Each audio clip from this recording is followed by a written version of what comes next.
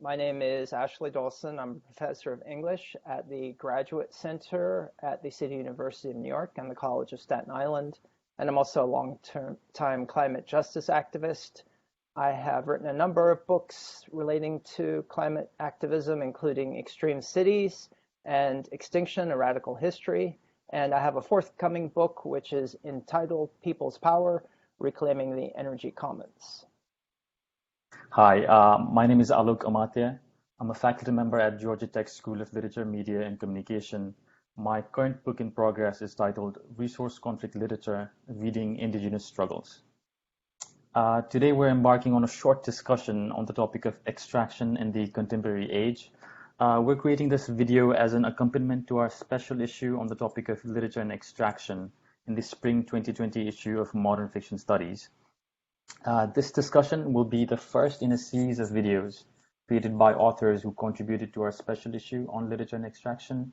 And today we'll also be talking briefly about Ashley's new book, People's Power, Reclaiming the Energy Commons. Great. Well, Alok, it's so great to be in conversation with you. I'm really looking forward to talking about the special issue and our introduction. But of course, since the special issue came out, the world has been turned topsy-turvy by the pandemic and the economic crash that's related to it, which has also impacted extraction around the globe. So I thought one good way to begin would be to talk a little bit about the pandemic and extraction. So maybe you could begin with a few comments about how you see the COVID-19 pandemic shaping the landscape of material extraction around the globe and the way in which it's all refracted through a cultural lens. Thanks for that question, Ashley. As I see it, there's a real threat today of the extractive agenda being fast-forwarded in important countries like India and Brazil, and a particular risk still of the fast-forwarding of extractive industries being done under the guise of passing on the benefits to the people at a time of economic downturn. Whereas these days, if you look at industries like mining or the construction of big oil pipelines, there are not really a lot of laborers being involved. A lot of these industries rely on machines and trucks to get their work done. One particular issue I want to highlight is the new proposal of a law called EIA Notification 2020 being put forward in India. This is an amendment to the existing environmental impact assessment laws being put forward by the Ministry of Environment in India, and being proposed in the middle of the pandemic, in the middle of March. What the law proposes is to dilute the existing regulations for extractive industries like mining, the construction of dams, and so on. And it includes provisions like the exclusion of certain industries marked as strategic from public scrutiny completely. The other, confounding thing proposed by the new draft is the granting of retroactive approvals to certain industries. So essentially, big mining companies like the Aditya Birla Aluminum Group or ArcelorMittal, they could break laws when it comes to deforestation or polluting nearby rivers, and their activity could be approved retroactively rather than being fined or rather than further restrictions being imposed. So I think the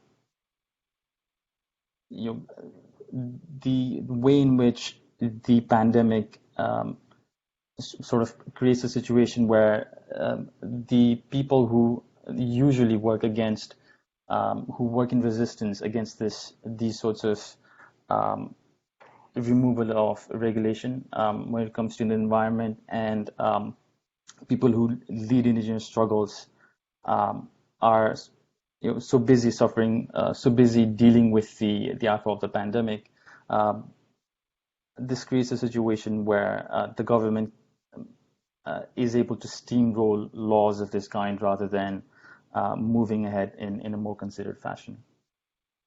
I'd love to talk more about how resistance forces on the ground are reacting to the situation that you are sketching in, which, maybe could be called disaster extraction, riffing on Naomi uh, uh, Klein's ideas of disaster capitalism or coronavirus capitalism, because I think we can Right. really think about that in relation to extractivist industries.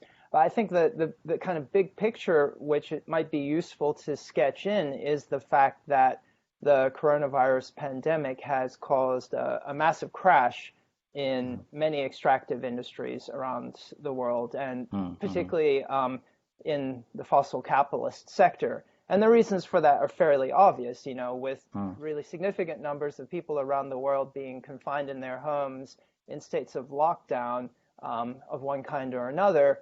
There's been a sudden kind of clamp on consumption of all sorts of raw materials that are part of the global economy, and particularly of fossil fuels. And so we've seen the price of oil crashing and bottoming out. And this isn't just about the coronavirus. Of course, there was a fateful decision taken by Russia and Saudi Arabia about the same time that the pandemic was hitting Europe and beginning to play out in the United States, to engage in a kind of price war around oil, with much speculation coming about how the price war had to do with a desire to cripple or perhaps even destroy the fracking industry in the United States, which had never abided by any of the production guidelines which OPEC had mandated when there have been previous crashes in the price of oil. So we've really seen prices for fossil fuels bottom out, and kind of crises in global supply lines in general, right? So people have been talking about this pandemic as the first kind of global infrastructural supply chain crisis, one presumably of many to come as climate change impacts more strongly. And as this crisis has caused a collapse in fossil fuel industries, activists in the United States, at least, have been arguing for it as an opportunity to put in place a whole series of energy transition initiatives. And actually, it hasn't just been activists in the United States. Even the head of the International Energy Agency has been saying this is a kind of rare window of opportunity to make a much more accelerated shift to renewable energy. So I wonder to what extent you see that as an argument that is being made in parts of the global south, where you seem to be saying that governments have been using a kind of economic crisis related to the pandemic to write off all sorts of forms of regulation, which has also been playing out in a place like the United Right. States with the Trump regime, of course, trying to accelerate environmental exploitation as much as possible. So, what has been the kind of pushback and the kind of arguments that you've seen folks who are resisting extraction using in the present context, and how successful have those arguments been, I wonder? I think that's a great point, Ashley. Cities, major cities in the global south, whether it's New Delhi or Kathmandu, Nepal, or Dhaka, have all seen a radical improvement in the quality of the air and the water in the rivers. So certainly, there's a degree of a celebration of those facts. But I think if we were to think about how we got here in the first place, uh, you know, I think one of the threat posed to us by the collusion between large extractive industries and the government at the federal and state levels that we see in major paradigmatic nations like India uh, is sort of one of the main reasons that's still standing in the way of change in the future. Um, and from that, as a result of that, what we see is big mining companies in Chhattisgarh, India, for instance, paying a really low percentage of the revenue to the state government, and which is further not really accountable for passing the benefits on to the people. Um, and even if you talk about the state of Oklahoma, right, in the US, fracking companies there are paying anywhere from between 2 to 7% of their revenues to the state at a time when the education sector to a lot of other services provided by the state really need that money. So I think when we get to the root of the issue, um, that's something we need to address in order to bring in lasting change. Um, and I wonder, yeah, I wonder what comments you would have on the possibilities and the dilemmas that are brought forth by the pandemic when it relates to extraction. Yeah, well, I think that the dilemmas we face in the present are very much linked to much more long-standing crises. Mm, With the economy crashing, it's very easy for kind of right-wing, populist, pro-extractivist demagogues like we have in mm, the United States or in India or in so many countries mm, around the world, come to power over the last decade to make arguments in favor of growth, right? We mm, need to mm, get the economy, the national economy, and the engine that drives it going again.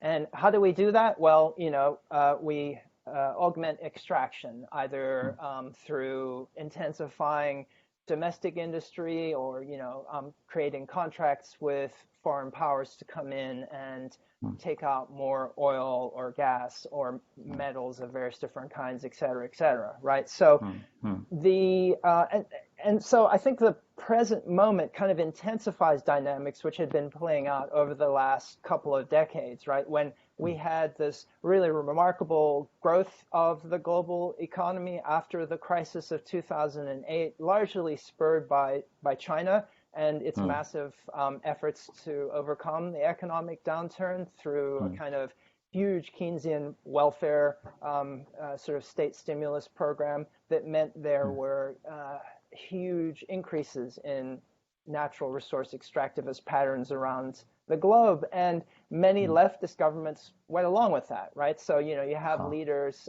in pink tide nations like Bolivia and Mm, Ecuador signing contracts with China and big oil companies based in Europe and the mm, US to extract oil in order to benefit the nation and put in place development programs. And these programs were much contested, particularly by mm, indigenous mm, peoples whose lands were going to be impacted and who had articulated a kind of ethos of caring for the land under ideas of buen vivir or a mm, kind of good life that had often been codified into national constitutions. In mm, Ecuador, Earth got official legal entitlement and mm. recognition, and Right. yet the governments continued to extract oil and precious minerals and metals and other things, right? So these massive contradictions were in place even before the crisis played out. I think that the Mm, right wing was able to take advantage of that, as the mm, economy began to cool a little bit over the last couple of years. They mhm, essentially fought back against the left-wing governments in parts of the world and said, we're going to do extraction better. We're just going to get rid of all the regulations, I and see. this is really going to benefit people. Mm, And I think that the pandemic threatens to just intensify those kinds of dynamics. So it's going to mm, take a really strong kind of set of arguments about green stimulus and the need for an alternative path. mm, And a kind of challenge to ideologies of development to make that happen, and mm, to fend off the appeal of ideas of development, I think. mm, How does that resonate with your sense? Particularly, I want to kind of shift a little bit and ask about, extraction more broadly and how we can think about extraction not just in relation to fossil fuels or, Hmm. minerals such as copper and cobalt, but extraction of information, for example, from populations, extraction of DNA, extraction more broadly thought about. Hmm. How's that been playing out in relation to the pandemic and then more broadly in recent decades? Um, I think that's a great question, Ashley. And I really like what you said about the need to sort of build on the strengths that already exist in so many Latin American countries of indigenous communities and their struggles that have already been codified into certain laws. Um, I think the extraction of human labor, for instance, in South Asia, can be seen in the massive crisis, massive human rights crisis seen today in countries like India and Nepal due to the condition of migrant laborers there, with only 4 hours of notice being given to the people of India to essentially begin a shutdown um, for because of the coronavirus pandemic. Um, the face of human tragedy has been seen in the form of, uh, you know, all kinds of suffering faced by migrant laborers, from starvation to the lack of water to basic sanitation, and um, really inadequate help for the migrant laborers to get back to their home countries. This is certainly something we've seen in my home country of Nepal as well, where so many migrant laborers have been held at quarantine camps with not enough facilities by the government, and there's still not enough facilities for getting the migrant laborers home to their home communities or for providing any other kind of rehabilitation. And so, and if we begin to think about why there's such a huge migrant population traveling to other countries and to nearby cities right in the first place, I think we begin to get to the big issues of climate change that you've discussed so well um, in many of the books, including Extreme Cities, the previous one. And I really like one of the points you made, in which you suggest that, right, we can watch the films like The Day After Tomorrow, where the climate change is presented in the form of a massive apocalyptic threat. But such huge cultural vehicles still may not do an adequate job of getting across the nuances of climate change, and rather it is important to magnify the voices of communities that are at the front lines of climate change, whether these are coastal southwestern Bangladeshi communities where people are being displaced by sea level rise, or indigenous people in Papua New Guinea that are being displaced from their home communities by the arrival of huge companies to mine for nickel and other minerals.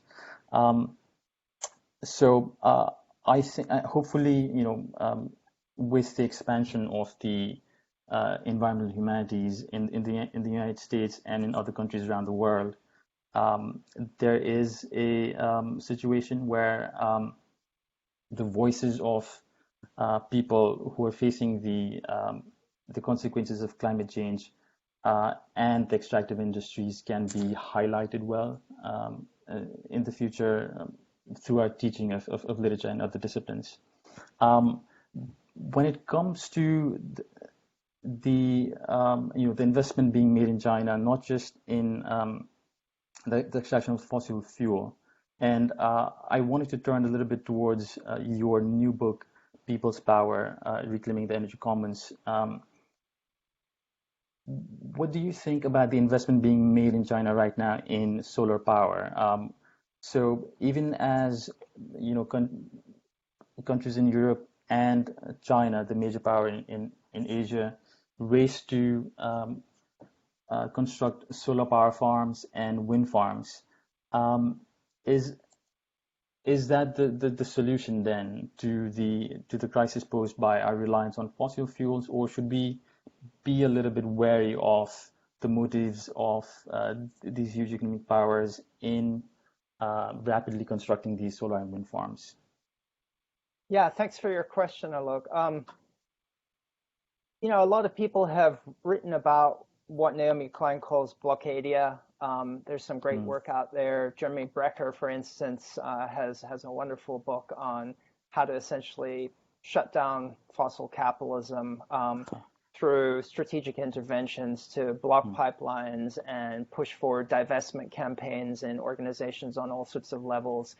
So there's been a lot of intellectual work around resistance strategies, and of course there's a huge amount of activist work going on the ground. I mean, here in mm, New York, for instance, we just successfully fought off an effort to build a new pipeline through the northern section of Brooklyn, which was going to mm, be mm. bringing fracked gas from the Marcellus Shale in western Pennsylvania, because Huh. even if fracking is illegal in New York State, we still get a massive amount of the natural Mm, gas, which drives our energy infrastructure from places where it's legal and where it's right. absolutely destroying people's lives and destroying the landscape. So, Mm, these battles, kind of blockadia battles, aren't just rural ones. They're ones that are going on all over the place. I mean, mm. sacrifice zones are ubiquitous now, and Oh, so the struggles and the possibilities for solidarity are absolutely paramount.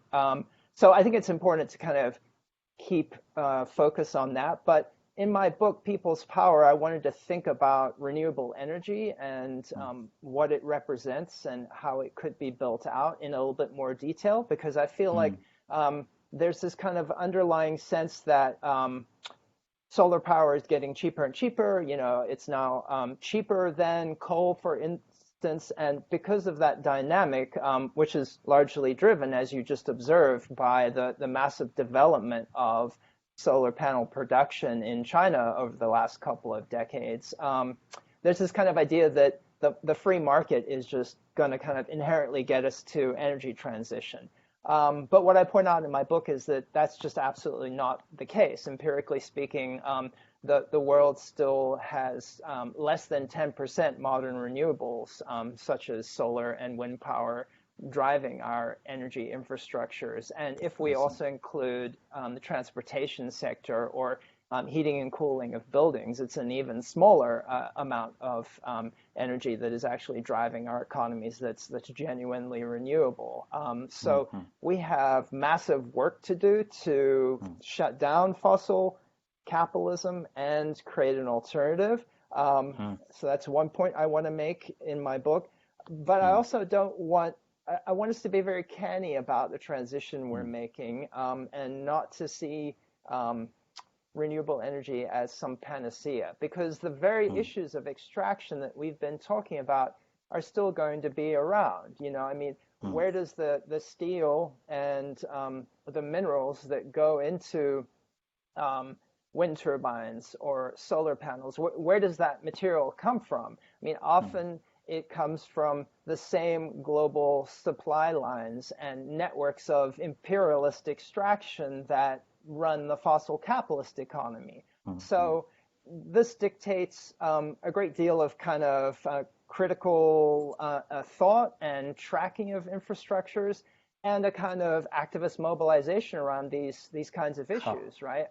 And mm, coming back to some of the comments you made, I think we need to think about extraction in its broadest possible sense, and that mm, includes, debt and the long right. history of extracting debt from the global south, and under Mm, neoliberalism and structural adjustment, opening mm, economies up, getting them more disempowered and more prone to extract and export natural resources. mm, So we really need to think about that history and make sure that as we fight for a Green New Deal that's going to build right. out forms of renewable power and the kind of Mm, infrastructures that support them, we're not putting in place a new form of kind of green colonialism, or a right. kind of green capitalism light that is just Mm, a new round of imperial extraction. So I think that's a really key thing to think about and to track mm, as we fight against fossil capitalism.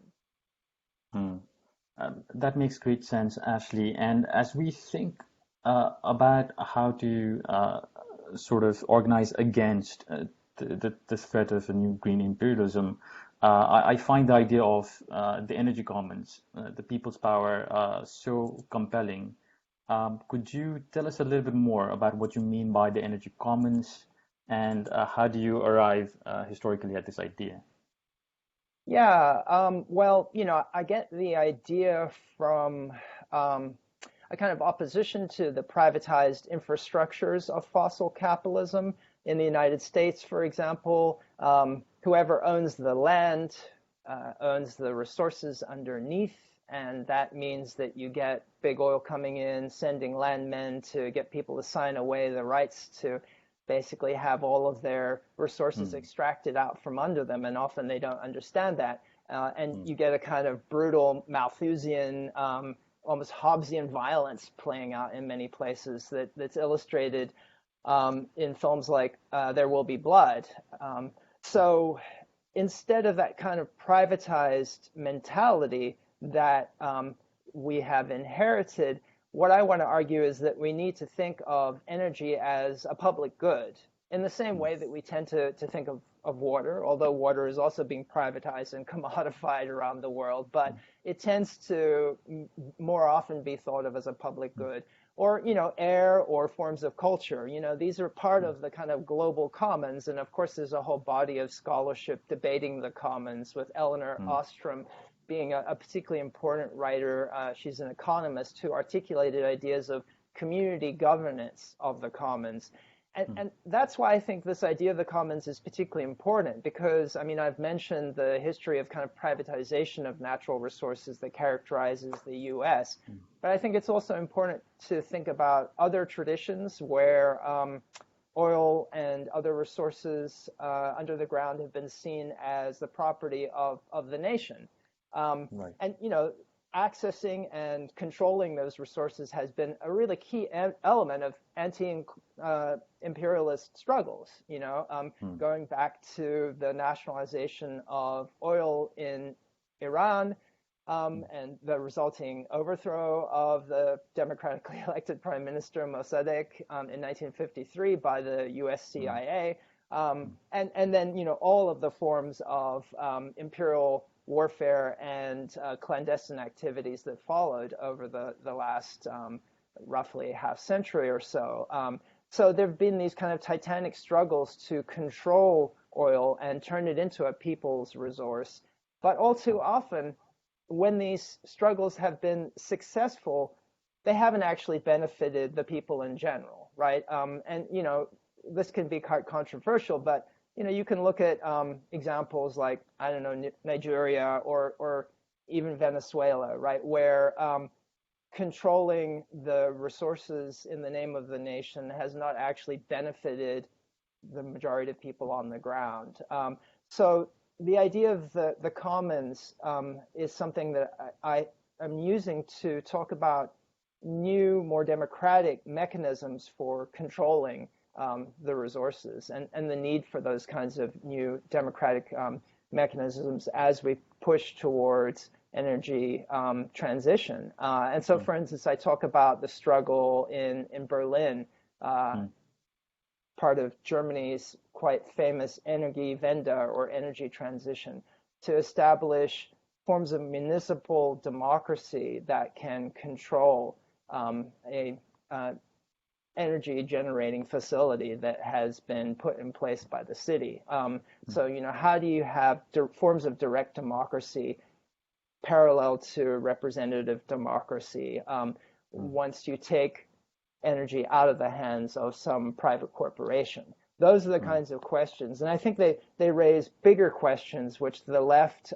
really needs to think through about the mm, relationship between the state and social movements. mm, And these are questions which have been, playing out on the ground in recent decades, from Occupy to the Pink Tide, right, where there have been efforts right. to think about in places like Brazil under Lula and the Workers' Party to, think about having the left both be in power after electoral victories, but then also have social movement mobilizations putting pressure Mm, on the kind of elected governments to make them more responsive to popular demands. And so that's the idea, to think with the energy commons, and to use it to try and have a genuinely democratic form of governance of energy, these new energy infrastructures, which we're really fighting to establish in order to prevent climate chaos and cataclysm. And I should say, folks, you can read about these topics and much more in Ashley's new book, People's Power, Reclaiming the Energy Commons. We'll be sure to add links to Ashley's new book, as well to our special issue of MFS on literature extraction in the bio below. So on that note, thank you for listening to our video and joining us. Thanks so much, Alok. It's been great being in dialogue. And just to remind everyone that this is the first in a series of videos, and we'll have some of the other contributors to the special issue of Modern Fiction Studies who will also be posting their own videos to illustrate their essays. So be sure to check out the special issue and also come back for future videos in this series. Thank you so much.